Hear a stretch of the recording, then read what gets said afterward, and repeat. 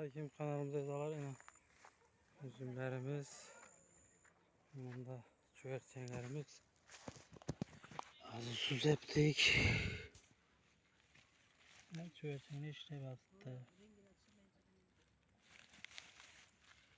Çöğerçeni işte battı yine.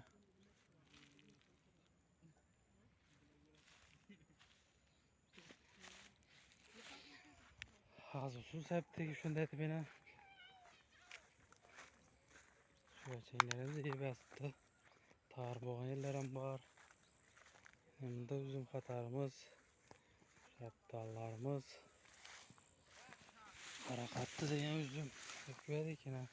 1-3. yılı meyve verdi.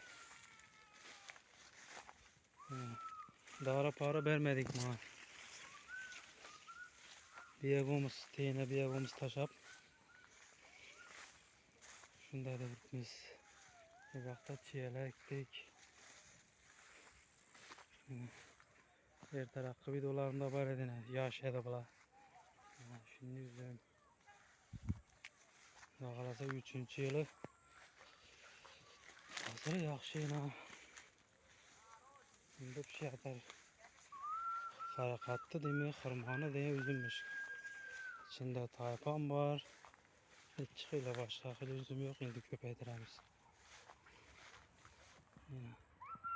Şimdi kırıp başladı. Bunda şaptalarım çıktı özünden. Özünden özü.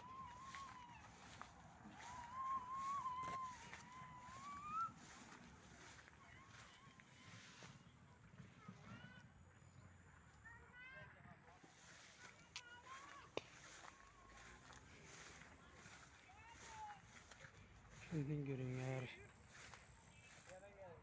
Mesela şu ortaklar görüşünce de kalmış. Şakuz baka gel. Yine aktardık kopumuz.